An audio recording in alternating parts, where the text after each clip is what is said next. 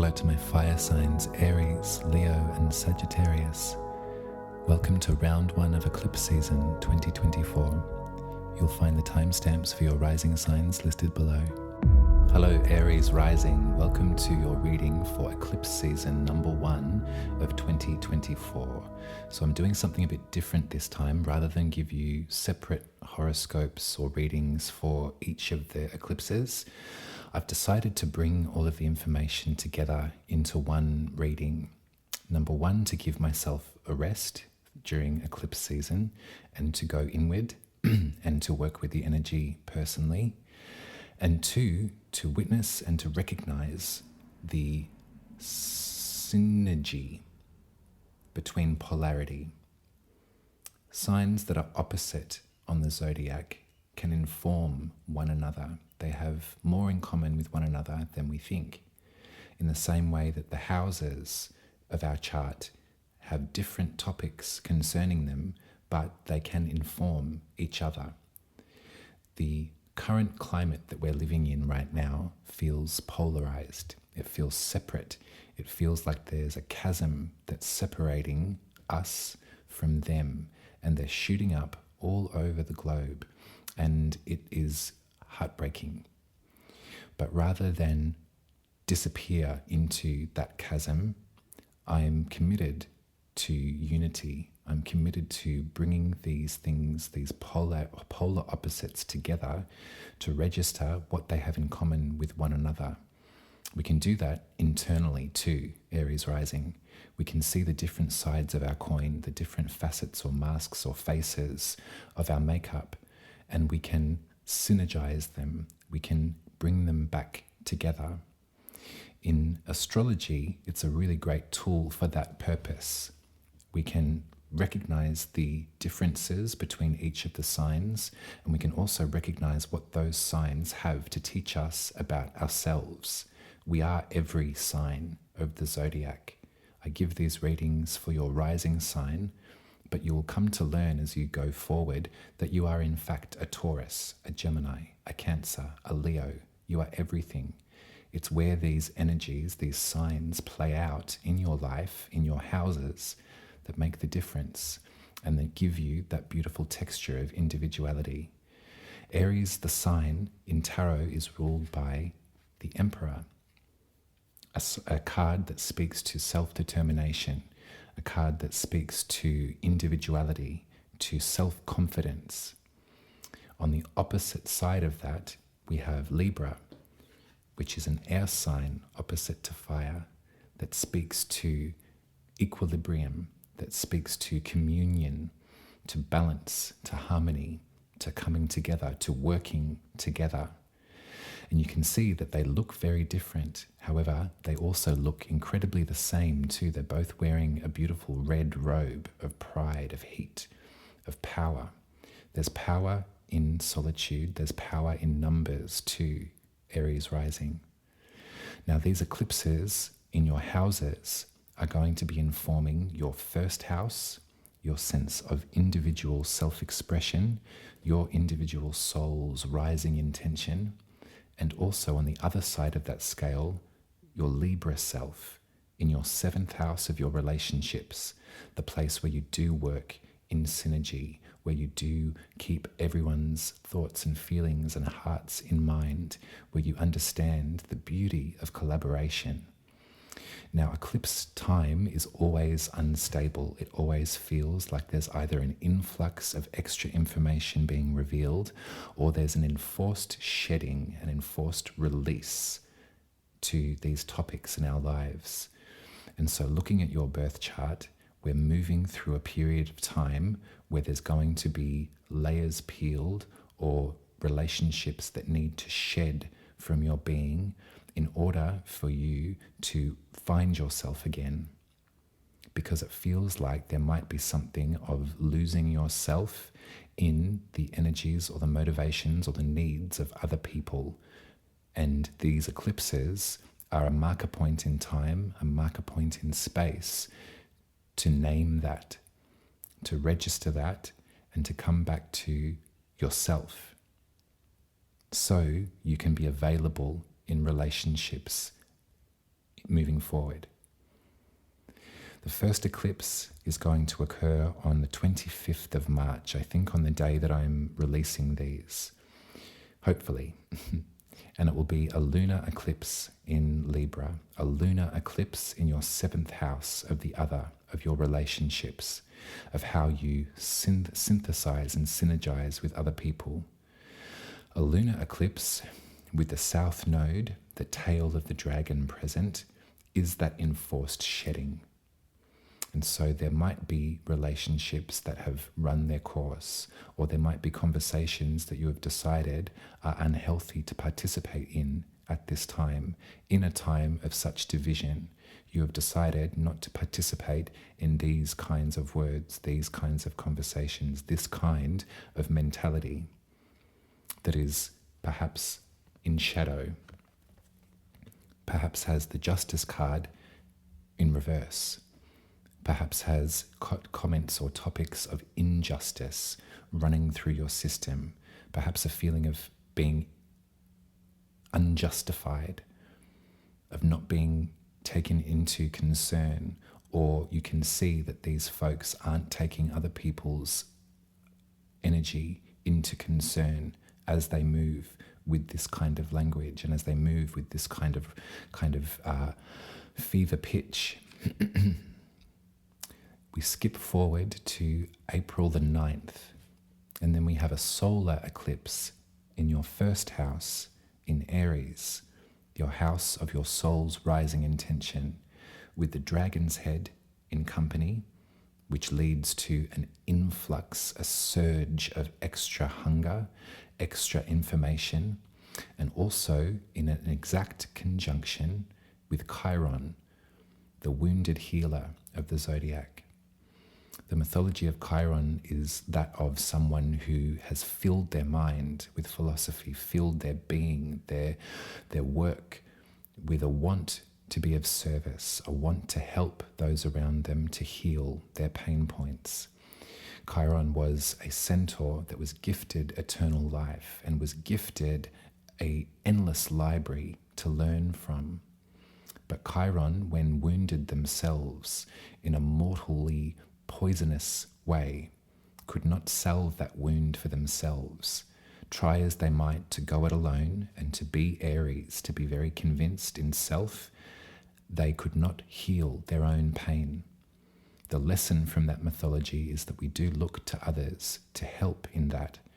And so perhaps these eclipses are shedding those relationships in your 7th house that are not acting in service to your wounding as well, your pain points. This is an incredibly exact and an incredibly specific moment in our lives, Aries Rising. I don't think that there will be another eclipse, dragon's head eclipse, in conjunction with Chiron while we're alive. So I would take this moment to receive what you're being given. I would take this moment to reap the lesson. I would take this moment to look at where you are unconsciously damaging yourself and harming yourself because you think that that's all that you're worth. I would look to the way that you've been retaliating in anger against people that have your better health and well-being at heart. I'd encourage you to step away from the sinkhole of the rabble, the mob at this time. There are 2 planets that are speaking in real rhythm with these eclipses.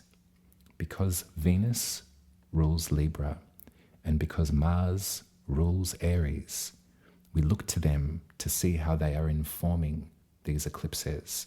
And they have both gone through or will go through another initiation. If you remember the initiation through Pluto that we discussed for Venus and Mars, entering into Aquarius, becoming new again, they've already met up with Saturn in Pisces, the ringed planet that creates boundary, that creates a container, that provides harsh lessons of life to us.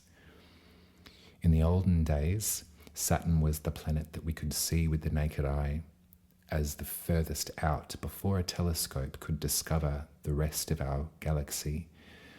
It was in our consciousness as humans that Saturn was the boundary. And so this is why all of these connotations around restriction and boundary occur with Saturn. Saturn has been in Pisces, in your 12th house of your unconscious world, for about a year now, and will be there for another year. And 2 days before the 2 days before the lunar eclipse in Libra, Venus will pass through Saturn.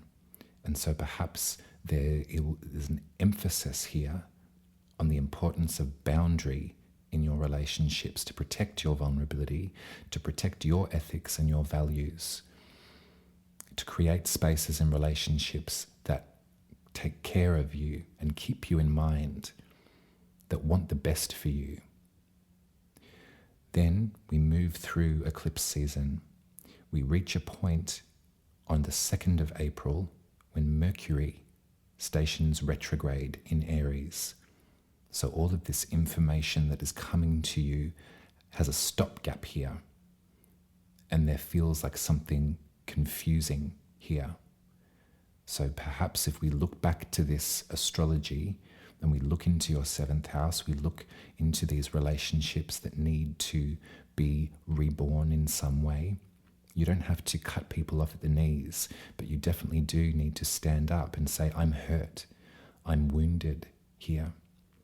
But Mercury stationing retrograde on the 2nd might add to some confusion. It might add to some further instability. We move up to the 9th of April, where we have this grand solar eclipse in Aries in conjunction with the wounded healer. And this is the point of influx. This is the point where it will come to you. This is the point where hopefully people will rally around you and say, I love you, and I'm here to provide you with what you need rather than with what I want.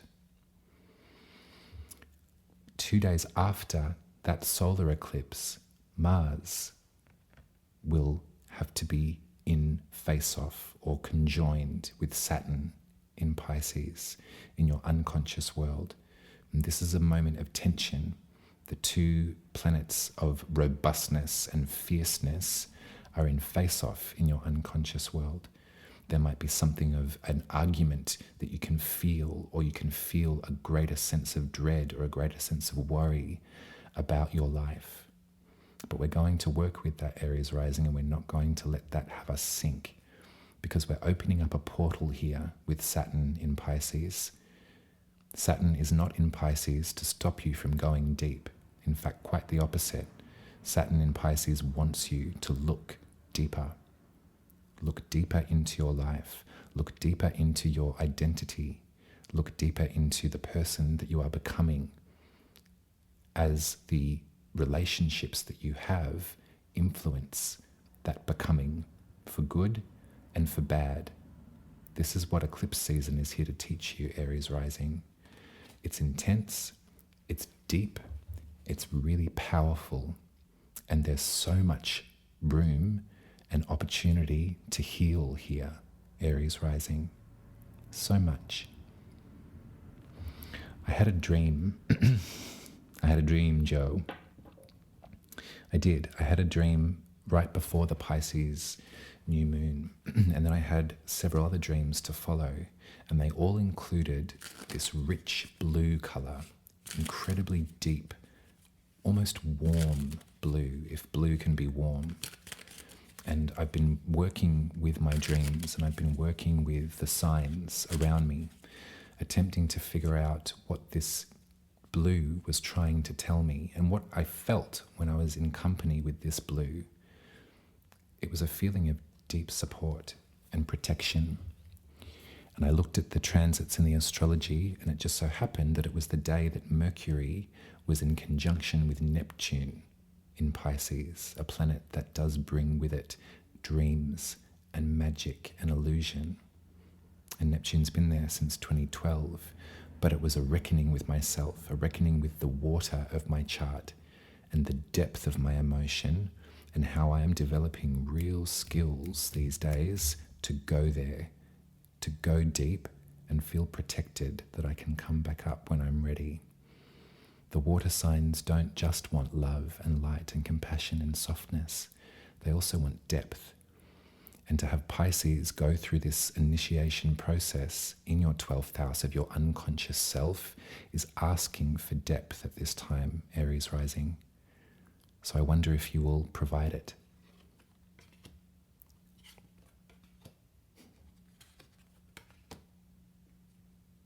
Because the parts that we love about an Aries, the parts that make us feel strong and brave and encouraged and in control of our lives, that make us feel excited to try new things, to dive in without really knowing that we'll be okay, but kind of knowing that we'll be okay. This is the parts of you that we can reestablish. If you're an Aries rising, born when the sign Aries was rising on the eastern horizon, that's imbued in your soul's intention. You follow the planet Mars around the zodiac. You use that sword and that shield to protect and to feel in control and to feel powerful. And this astrology looks to me like these parts of you have been set aside. There's been autonomy, your own, that you've been putting in the hands of other people. You've been working in maybe relationships or maybe communities that don't see your vitality and don't respect your vision. However, there is also someone in your 7th house that has a real grounding for you, and they're offering you something that's tangible and that's real, and that you can plant and tend to take care of. They might be sort of wiser than their years. So think about who that you're in company with right now, and who, when I've been talking about all of this 7th house relationship stuff, who has been coming to your mind as a beacon of hope. Because you're like, well, I've got this many friends, I've got this one person that I know is solid and is going to go the distance with me. It's going to take a lot of work. And maybe this is the point in your life, Aries rising, where you can face that work. You can see it. Saturn has revealed the depth of the work that needs to come. What I love about this, though, is that you're in company with someone that's not going anywhere, that is ready and willing and able to see you through it. So identify that relationship during eclipse season. And I would foster that connection if I were you, Aries rising. I would sit with myself, I would sit with my wounds, and I would remember the mythology of Chiron, in that he couldn't solve his own wounds, he couldn't heal them for himself. In fact, if only he knew to ask for help, then perhaps he would be healed. That's your reading for eclipse season, the first of 2024, Aries rising. If you're still here with me, can you please put a guitar in the comments for me in honor of my favorite Libra rising, Courtney Love. Someone who teaches us that we can live through this. If you'd like me to read your birth chart, I will draw you one, and it will look something like this, and we can make an appointment for me to read to you over Zoom at umaruby.com. That's my website. If you'd like to support my work financially, you can head to buymeacoffee.com/umaruby. You can subscribe, or you can put some money in the tip jar, whatever works for you at this time in your life. I won't be with you for the rest of eclipse season. I'm going to do my own work. But I am working on another project that incorporates that deep blue. And hopefully it will come at a time for all of us where we can remember and we can give thanks for that depth and for the people in our lives, the people in our stratosphere that have encouraged that depth of feeling. So I look forward to presenting that to you when I'm able. If you'd like to speak to me in the meantime, please do write me and book yourself a reading. I look forward to meeting you if I've not already. Much love to you, and good faith and good protection during eclipse season, Aries rising, until we speak again. Hello, Leo Rising. Welcome to your reading for Eclipse season, number 1 of 2024. Now, I've decided to do something a little bit different with these readings this time around, Leo Rising. Rather than give you separate readings for each of the eclipses, I thought that we could bring them together into one reading so we can examine the commonality that we all have with one another. We can understand the way to bring together the polarity of the zodiac. The esoteric philosophy of Libra is I choose the way that leads between the great two lines of force. And I really love that as a mantra for myself moving forward. And it helps me understand that there is a middle way in life. If we think about polarity in the zodiac, we think about the signs that are directly opposite one another. And as different as they might feel, they actually hold a lot of things in common. And when we look at our birth chart, we recognize that in fact every single sign affects us and colors our lives, colors our persona in some way. We can identify as a Leo in our first house. We can also identify as a Virgo, a Libra, a Scorpio. Every sign speaks to us and brings us together. We have so much in common with one another, more than you might think. Astrology is a great way to clue in on what we have in common with one another, and it's also a great way to look at the beautiful variant in our nature too, the diversity of our culture and our species, our souls, our hearts. The eclipses of life never fail to bring about contention, and they never fail to bring about some sort of urgency. You might not be feeling this directly in your life, but you might see it echo around the globe during eclipse season, that there is sudden endings and sudden beginnings that seem to show up out of nowhere. Perhaps things that we've sort of been feeling the tremors of moving towards, but then that final switch around happens and we have to recalibrate and then to find ways to move forward from this new basis. There's no working with the moon during eclipses, which can be destabilizing for folks that have grown so accustomed to the moon and its cycles. It's an untrustworthy moon during eclipses. In the ancient times, folks used to believe that a dragon was eating the moon or eating the sun during eclipses. They used to think that there was something being taken away from them or a bad omen was being cast on a culture. I can't believe that. What I can believe and can register is the importance to consolidate during eclipses, to register the change, to feel what needs to be picked apart or what layers need to be peeled away from our lives in order to move into this new era. When looking at your birth chart, we also look at the houses that are being spoken to at eclipses. And the polarity of those segments also have a lot in common. So in tarot, the first eclipse to occur will be on the 25th of March if you're in the Southern Hemisphere with me, and it will be in Libra. It will be a dragon's tail South Node lunar eclipse, and this enforces shedding. This is letting go of something that used to be stable. This is perhaps sometimes confronting and can feel unjustified, especially in Libra, the sign that is all about justice and fairness and right relationship and equity.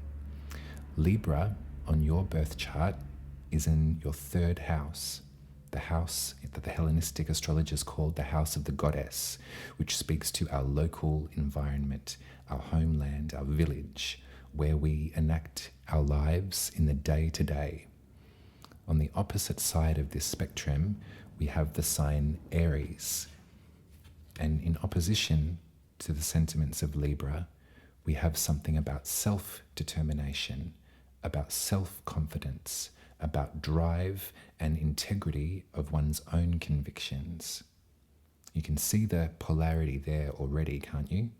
But if we bring these two feelings to a common ground, you can see that we are working and striving towards a moment or a culture of justice that does have each individual feeling self-actualized, feeling self-determined. On the opposite side of your third house, the house of the goddess, is the house of the gods, as the Hellenistic astrologers would call it. The ninth house is where we travel and expand our mind, go on great pilgrimage and great adventure, where we publish what we have learned on the topics of philosophy and astrology and religion and spirituality. So you can see that this polarity between the local, quiet, private environment of the third house and the expansive, public, global environment of the ninth house feel separate, but their commonality is language. Their commonality is communication. We speak in both of these houses, or at least we hope that we feel able to. What's looking like an enforced shedding is something that's occurring in your neighborhood, Leo rising. You're being required to set down your perhaps identity as it stands in your village. You're being required to set down, or something is being taken from that identity. If we're going to work with the instability of eclipses, something is going to shed from this. Perhaps the way that you've been communicating in the village is needing to be stopped at this time, because the dragon in Aries, pointing up to the ninth house of expansive travel, expansive communication, of philosophy, there's an urgency here. And so what we're looking at the solar eclipse in Aries, happening on the 9th of April, is something that speaks to wounding. The sun and the moon will be exactly conjunct Chiron, the wounded healer of the zodiac, the one that spent their life learning philosophy, learning the poetry of this life, learning different ways to heal in that modality too, by sharing their information, sharing what they had gleaned from their education. They were able to heal others and teach others in this life. However, when it came to their own personal wounding, when it came to a moment in their life where they were hit and they were bleeding out, they could not salve their own wound as much as they had spent their life salving the wounds of others. And so this eclipse is speaking to these topics. This eclipse is pointing directly to wounding around philosophy, around spirituality, around religion. There's something here that there's an urgency that we are finding when it comes to these topics, when it comes to these languages, how they have perhaps become weaponized over time and for thousands of years, mind you. The idea of controlling a populace with a religious ideology is something that we are still fighting against, something that we need to separate church and state, and that's been a driving force of any sort of democratic nation is to do that, because of the imbalance of power and because of the imbalance of oppression that these structures have implicated to the populace. Before this moment, we need to sit with our voice. We need to sit with what we're speaking to. We need to sit with what we're hearing as well. And we need to find place in our lives to register where perhaps rhetoric has damaged us to a point where we can't function. And this is not all to say that everything's been oppressive. I've had an experience recently where my investment in astrological study, astrological language, has left me to a place of mania, because I've been searching and trying to seek the patterns, to find a moment to heal, to salve. And try as I might, the astrology has been rolling out in absolute literacy. It's been so literal what I've been witnessing with the astrology, but I've been finding it so difficult to reconcile. How is that healing? How can you predict what is about to occur or what may occur in your own life or the lives of others if you can't stop it? What's the use in seeing it before it happens if you can't stop it? That's the wound of the spiritual practitioner that uses astrology in their work. That's the wound of the pattern finder in this work. It can drive you mad. And so perhaps this is a conversation that we're having between these two houses that do want to talk, that do want to share information. There's something around Libra and your third house, the house of the goddess and your village, which does speak to verbal communication, language through voice, rather than the written word. The wounding that I'm looking at here lays in the scripture. It lays in the commandments. It lays in a place where it has been handed down as gospel. And of course, that sentiment can be given to any manner, any form of organized religion, and indeed in astrology too. The work that we're doing with this modality is ancient, and it's taken many guises over time too. It used to be used in predictive ways. Some folks still use really predictive techniques in order to help, we hope. But sometimes to absorb so much information about astrology or about the synchronicities of the galaxy to the waking world, it can put one into such a position of fear, and it can also make the work seem really arbitrary too, because the mind says, well, if I can predict it, what's the use? I can't stop it. Globally, this eclipse is hitting right across the United States. It will be visible. And so what we can hope for is an urgency for that country. If you live there, my heart is with you.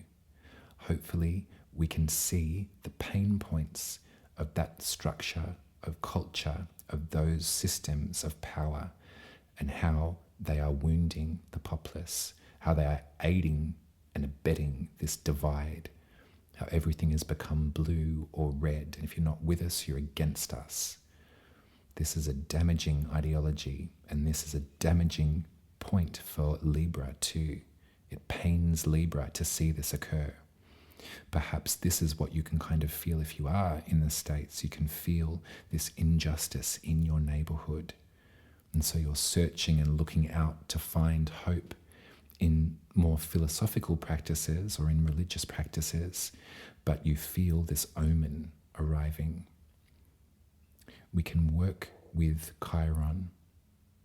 We can always work with Chiron because it tells us that our wounding is deserving of the attention of others. And not every time that we feel lopsided or we feel in pain do we need to dress our own wound quickly and keep going, because it won't work. There's a root cause that we're working with here, Leo Rising. It's really deep.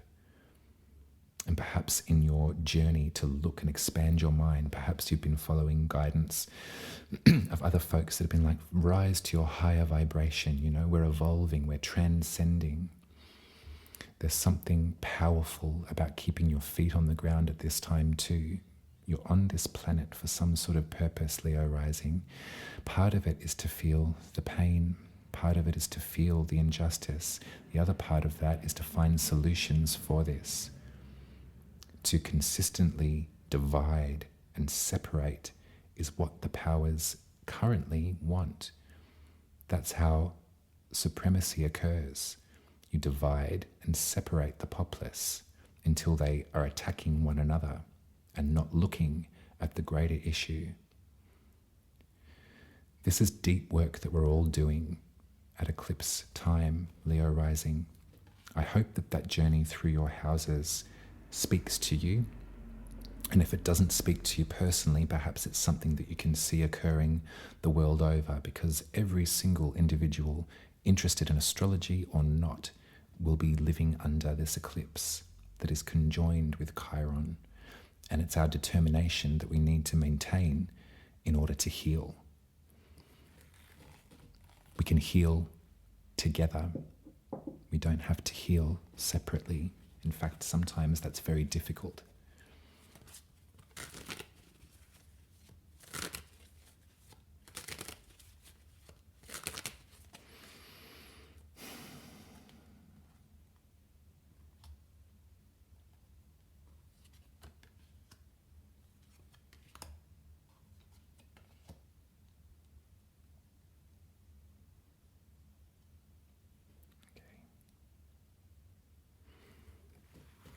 The colour blue has been coming to me in my dreams really, really sincerely, really deep, rich blue that has enveloped me many different ways over time, over this last month. And I've been working with the reason why. And I've come to the conclusion that a lot of that has to do with depth of emotion. When we think about the water signs in the zodiac, we think about things like love and connection and sweetness and our emotions. Our emotions have depth to them, and it's a colour that feels protective to me. All of this came to my mind when Mercury was conjoined Neptune in Pisces. And so perhaps we'll look to Pisces as well to close out this reading. Mars rules Aries. Venus rules Libra. And so these two planets are informing these eclipses. We look to them to see other information about what might occur for us or how we might be feeling. Pisces is the ocean.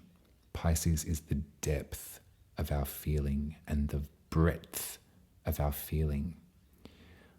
Saturn, the boundary, the container of our stratosphere, is in Pisces, has been for a year, will be for another. And Venus and Mars have had to or will have to both pass through that container moving forward. Venus conjoined Saturn 2 days before the Libra eclipse, and Mars will conjoin Saturn 2 days after the solar eclipse.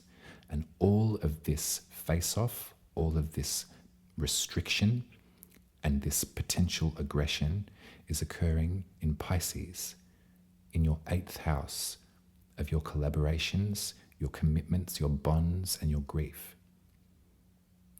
And so we're standing at a moment here where it could go either way, Leo rising. We could lose ourselves in the milieu. We could lose ourselves in the depth. We could lose ourselves in the fear or the pain of this life. But if we look to Neptune in Pisces, that has been an influence since 2012 and is a very good support for Pisces, a place where we are capable to expand and to dream and to imagine and to go deep. We can think about Neptune as sort of like scuba gear. Then we can take this current moment and we can reveal in our emotional selves what has been hidden for so long. You don't need to feel that you're all alone at this time, Leo rising, although you might be. Maybe you feel that you're out of matches. You've got no more magic to muster. This feels cold. This feels harsh. And this feels done with. Maybe there's things about the topics that we've been speaking of around spiritual devotion or around language that divides and separates, that calls out one culture as inferior to another. Perhaps this is something that's hitting you a little bit. And maybe it's time to sit with your devil, to sit with the devil that sits inside of each and every one of us. I don't believe that the devil is out to get us. I don't believe that the devil is an exterior force that will enslave us and have us unravel. But I do believe that there is a devil that sits inside each and every single one of us. And they sit there and they wait for us to hold audience with them. And we can cry to them and we can reveal to them what we have been doing to ourselves, what we have been doing to our fellow man, what we have been thinking or feeling or acting out upon, how we've been destructive to our body.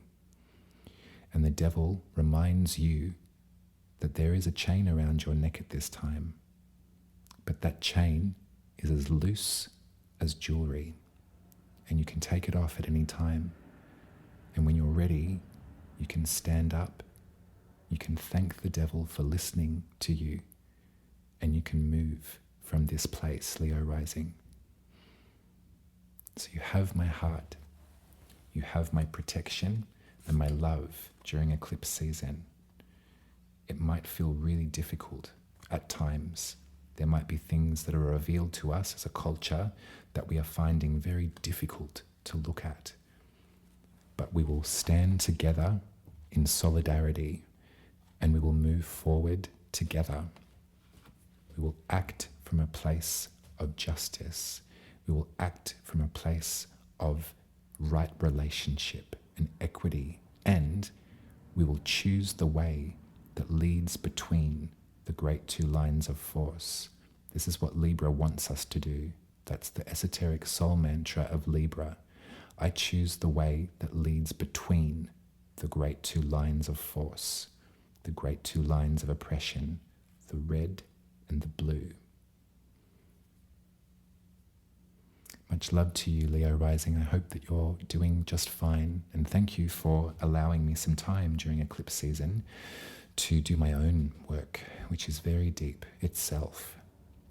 If you're still here with me, can you please put a guitar in the comments in honor of my favorite Libra rising, Courtney Love, one that can teach us all that we can live through this. And if you'd like me to read your birth chart, I will be available for readings, and I'll draw you one. They look like this, and I'll read it to you via Zoom. So you can make an appointment at my website, umaruby.com.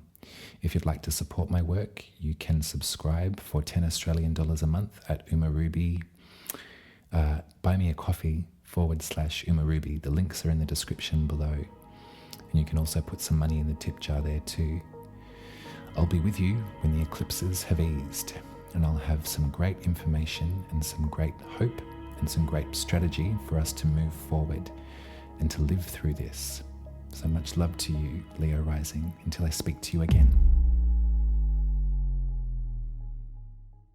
Hello, Sagittarius Rising. Welcome to your reading for eclipse season, round 1 of 2024.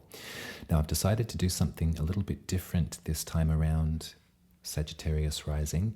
Rather than give you a reading for both eclipses, I thought that I would contain the information into one reading so we can look at the polarity of the zodiac and of our house system, but also see how that polarity actually informs itself, informs one another. By working together, we can realize the similarities that we have with each other in ourselves, in the outer world. When we look at astrology, we really do register that every sign has something to do with us in some way. We can see ourselves in the significations of each of the signs. The house system points to clues as to where these feelings or these signatures might show up in our life, and the planets put emphasis on these signatures. But I would like to remind you at this time that we are so connected, and we are so we have so much in common. Libra, the sign, yearns for that realization. Libra, the sign, wants equality, wants equilibrium, wants justice, wants fairness and harmony. Libra, the sign, is one of those in which there will be eclipses this time around. When we look to the tarot, we look to the Justice card to speak to Libra, so we can see that clear as day, the clear mind, the clear action of justice. They say that justice should be blind. That's one of the tenements of our justice systems. When moving into eclipse season, when moving into eclipse energy, we sometimes might look to the sign that has the dragon's tail in reverse. The dragon's tail, the south lunar node, is the point of shedding during eclipse season. We might feel things suddenly have to be released or are taken away from us without our say-so. We have to move from this. We are forcibly moving from this. And so we look to the tarot card in reverse and we see injustice, we see inequality, we see suppression, oppression, we see too much on one side of the scale. We see some folks succeeding, some folks thriving, and some folks in absolute desolation and disrepair. So this is powerful energy to work with at this time. On the opposite side of Libra, we have Aries. Aries speaks to self-determination. Aries speaks to conviction of one's own opinion. Aries speaks to confidence in oneself, individuation, pride in one's own endeavors. Aries is the emperor in the tarot, and so you can see all of that language being associated with something like an emperor. However, the tarot teaches us that we each have an emperor in us. We all, in our naivety, come to meet this character in our lives, and we come to embody that character, that sentiment in some way in our lives too. When looking at your birth chart, we see Libra is in your 11th house of your sense of humanitarian spirit, and we see that Aries is in your 5th house of creative individual artistry, self-expression. It's a nice synergy, it's a nice look on a chart, but to have eclipses occur in these 2 points might be very difficult. So we're going to backtrack and we're going to look at the first lunar eclipse that will happen in Libra on March the 25th, hopefully the day that I'm putting these out there. So on March the 25th, our minds are taken back to October of last year. This was the last eclipse season. This was the last eclipses, the first eclipses that we experienced this time around in Libra and in Aries. A growing sense of injustice, growing language around injustice is rising and continuing to rise, and it's transmogrified and mutated into a monster. There are so many injustices that are occurring concurrently across this planet that are associated to our humanitarian spirit. Some of them we feel absolute responsibility for. Some of us, with our privilege, feel that our lives are on the back of absolute injustice and oppression. This is language that is rising and rising. All the while, we are moving into another part of our culture that has fascism rise, that has the oppressors gnashing their teeth, that wishes to keep us and keep the human condition, the humanitarian spirit, under their control.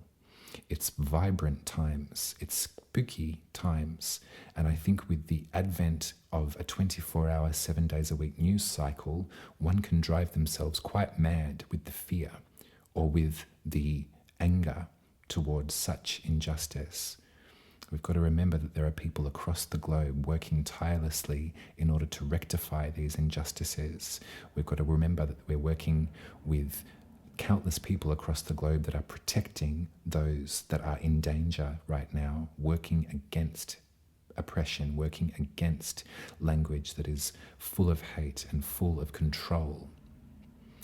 This is what we're kind of working and driving into, Sagittarius Rising, so I hope that you feel safe enough with me to continue.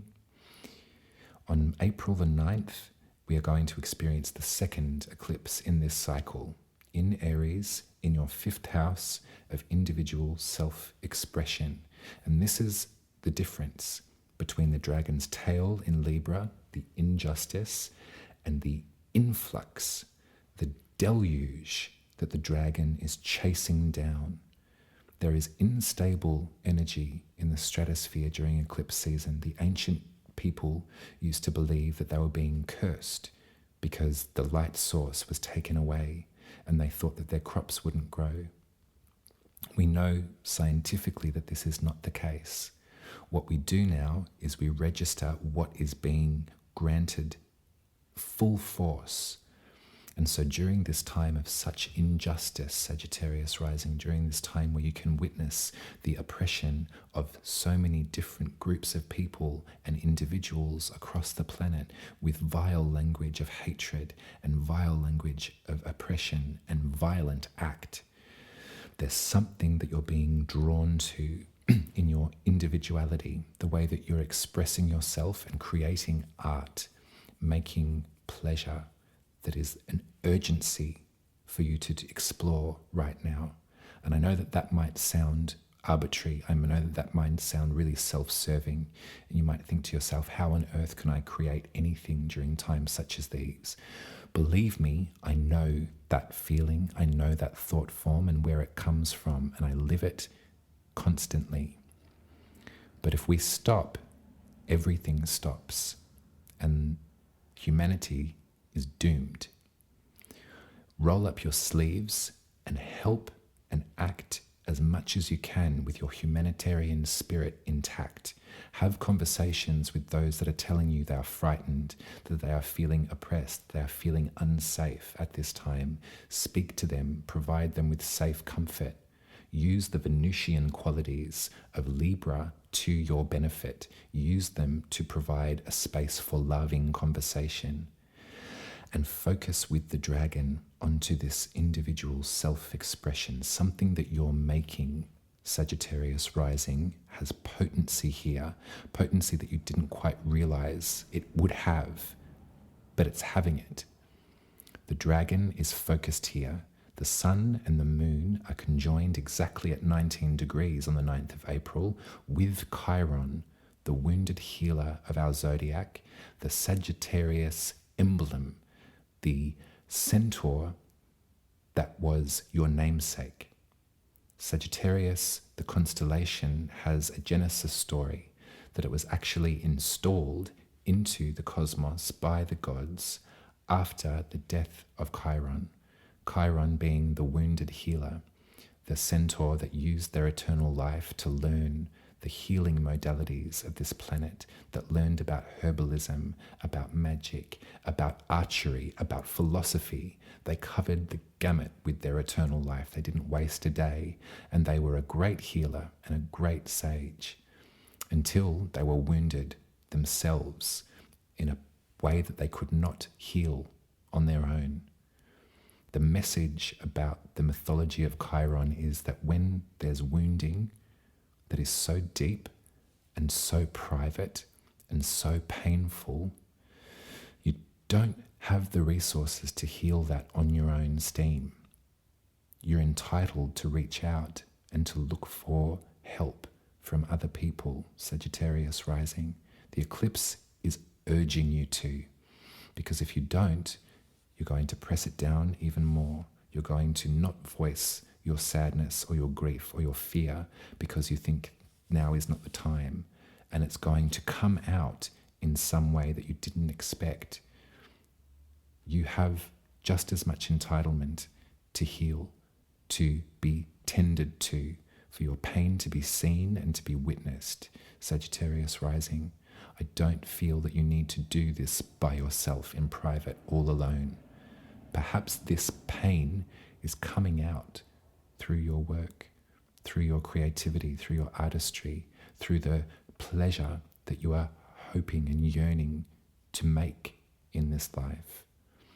I hope that these eclipses are providing you with a bit of a direction at this time. There's another way that we can look at these eclipses too. There's two other influences that I might want to make mention of very gently and very quickly. The lunar eclipse in Libra is being informed by Venus and their actions. The solar eclipse in Aries is being informed by Mars and their actions. And what I see, Sagittarius rising, is something happening in tandem. 2 days before the lunar eclipse in Libra, Venus will have had to have passed through Saturn in Pisces.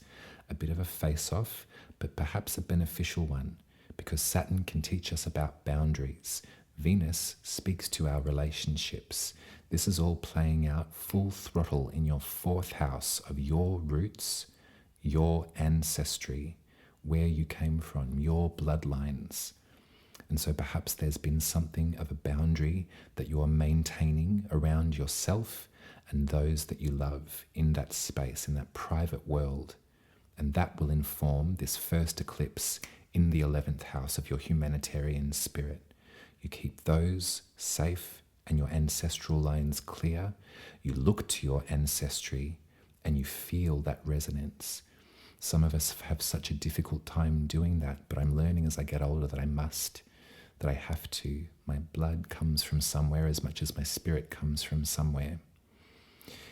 Then, on the 2nd of April, Mercury will station retrograde in Aries.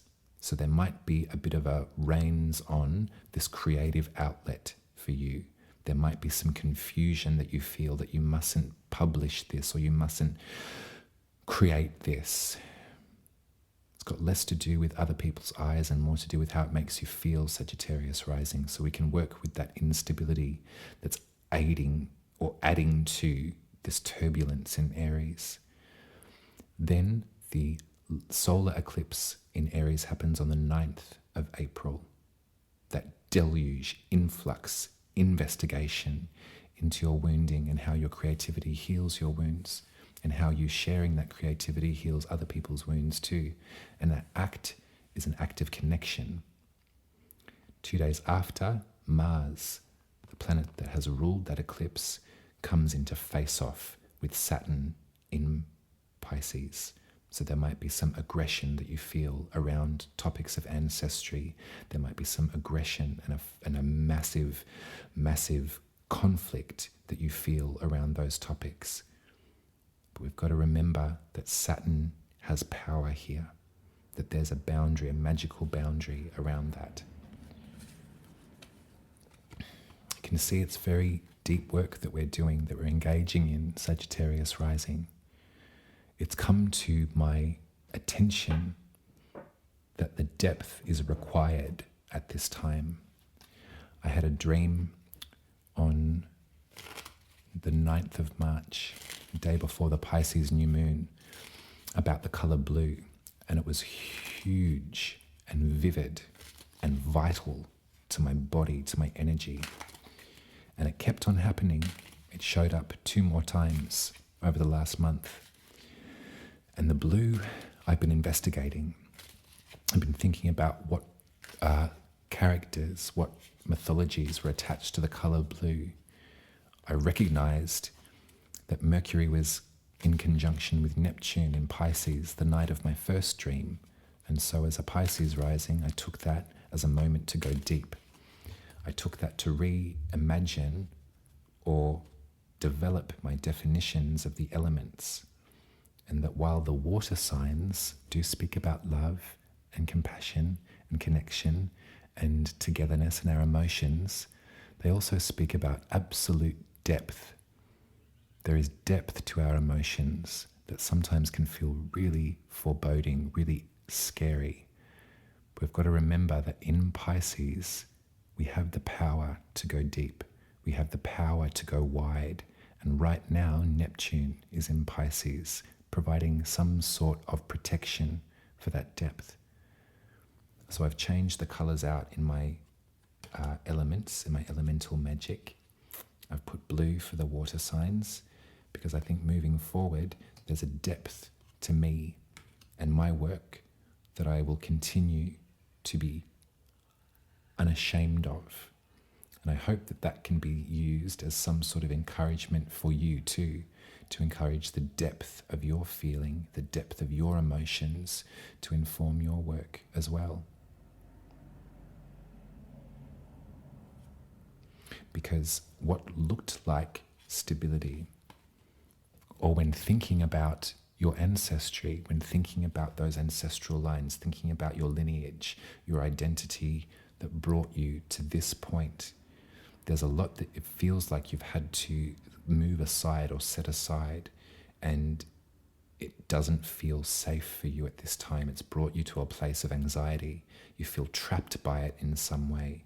You feel like that there's some sort of blindfold and that there's sort of ideologies that are caging you in.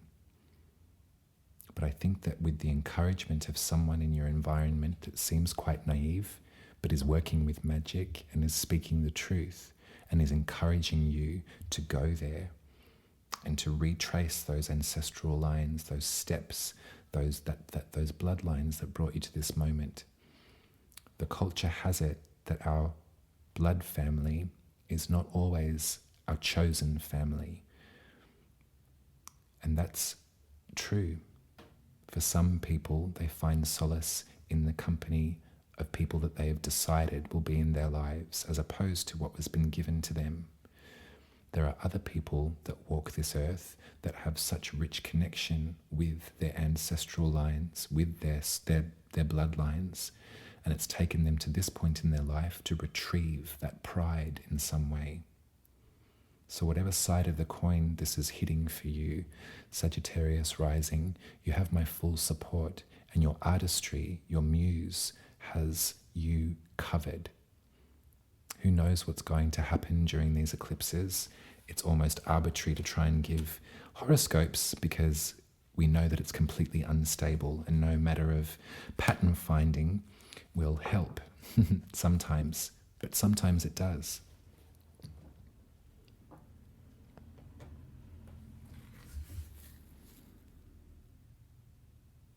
I want you to be proud of where you came from, Sagittarius Rising. Take that however it lands, but I want you to be proud of where you came from. So much love to you. If you're still here with me, can you please put a guitar in the comments section, please, in honor of Libra, my favorite Libra rising, Courtney Love. I'm going to be with you after eclipse season. So we're going to let these weeks roll out. Come back to this reading during that time if you need some support or if you need some extra information. If you're the kind of person that needs to write down the dates and put them in your diary, then use that as a reference too. There's also some great information out there that's far more complex and educated than mine, but I'm working from the depth of my feelings. So if it's resonating with you, I'm so happy to have you here. I am also working on something deep blue that I hopefully will release mid-eclipse season. And I've said it to a couple of you now, so maybe that's an omen that I have to go through with it. But to diversify my work and to make sense of the blue, to make sense of that richness and who perhaps I was connecting with, what beacon of hope that I could find to swim back to the surface, I've decided to diversify this work too. So the next video that you watch of mine might not be so much about your astrology, it's about someone else's, but you might see yourself in there too. Much love to you. If you'd like me to read your birth chart though, I will be available for reading, so head to umaruby.com and book yourself a reading with me via my website. You can also support my work at buymeacoffee.com/umaruby. So much love to you, all my very best for eclipse season, and I'll be seeing you when I'm looking at you. Much love.